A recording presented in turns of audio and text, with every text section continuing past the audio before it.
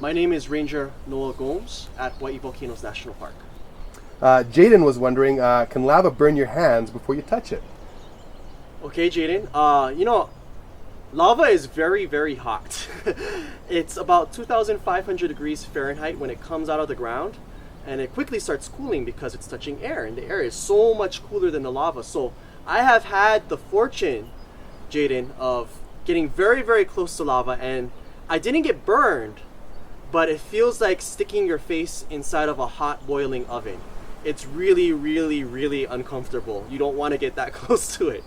So I don't think you can get burned. Maybe somewhat, but it's not gonna burn you so badly that your skin starts coming off or something crazy like that. But lava is very, very hot.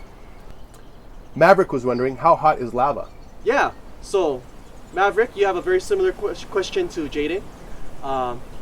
Lava is very hot. Again, it's 2,500 degrees Fahrenheit when it comes out of the ground, and it starts cooling very rapidly once it starts touching the air. So a lot of times you're looking at something that's more like 1,900 degrees when you're actually seeing a flowing lava flow, but still very, very hot, yes. Another question asked by Sean was, does lava melt rock that it flows on top of? Yes, excellent question, Sean. Lava can melt the rock that has already been there as it rolls over it. That's kind of part of how a lava tube forms. As a lava flow goes across a piece of land, you might see, I don't know if you've seen videos of lava, but there's some black parts over it, right? And that is cooler lava. So if that cool lava is thick enough, it acts like a blanket over all of the hot red stuff.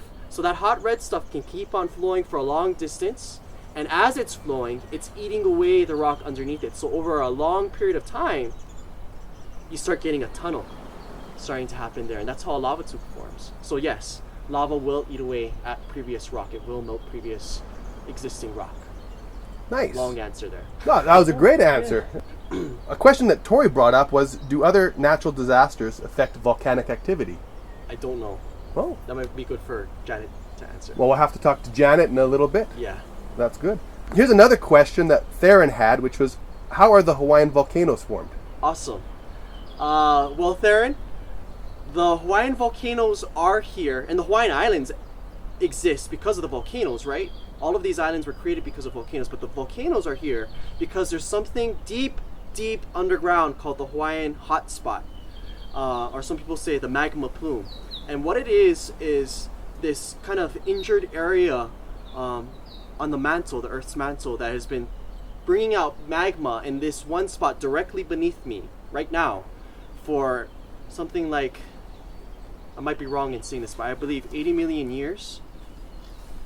So as that magma comes out into the ocean, starts turning into rock, and over time, as it continues pouring out, you get this building of rock that eventually becomes a volcano. That volcano comes out over the surface of the ocean and is then an island.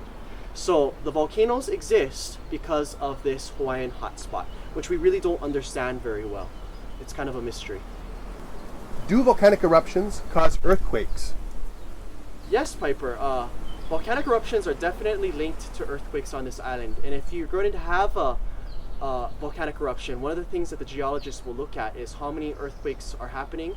We tend to get hundreds of earthquakes happening right before a big eruption does, but we get earthquakes every day too, and that's because the magma underground is constantly moving, and the earth itself is settling because this is such new land. So volcanoes and earthquakes have a strong link with each other.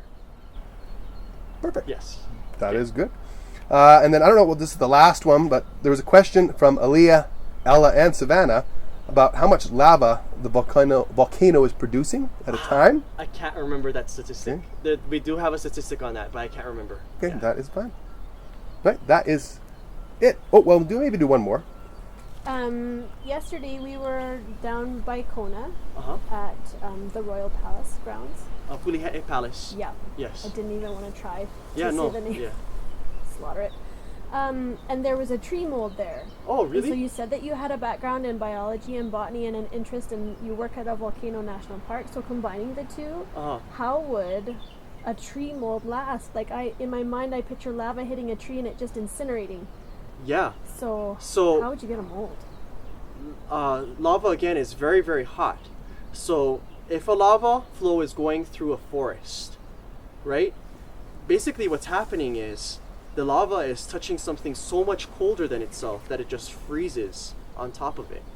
Because how hot is a tree? Not nearly as hot as lava. So it's like you could say flowing chocolate suddenly hitting an ice cube or hitting an ice cream sundae. It's gonna freeze all around it, and then when that ice cream sundae melts away, what you're gonna have left is this mold of chocolate. Same thing is happening there with the lava. The lava comes down, hits the tree, wraps right around it, and the tree burns away.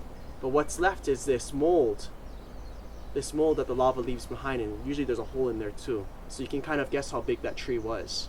And you can actually guess what direction the lava was flowing to when you look at a tree mold. So it's really cool. Very cool. Thank you. So if a kid was interested in volcanoes and volcanology, what kind of opportunities exist here in Hawaii? Well, this is a really cool place to start learning about volcanology, just because we have active volcanoes here. And these volcanoes are in a phase of their lives where they're not super dangerous. We don't have a lot of explosive eruptions these days, so they can happen. And we have a volcano that's erupting in 2 places at the same time, which is pretty cool. So there's a university here on this island called the University of Hawaii at Hilo, the university that I went to. And that is a good place to start learning about geology. They do have a geology major there. And of course we have all the scientists who are working here in the national park for USGS that are experts in that field too. So it's a little bit of a cutting edge sort of place to be learning about volcanoes. Yeah.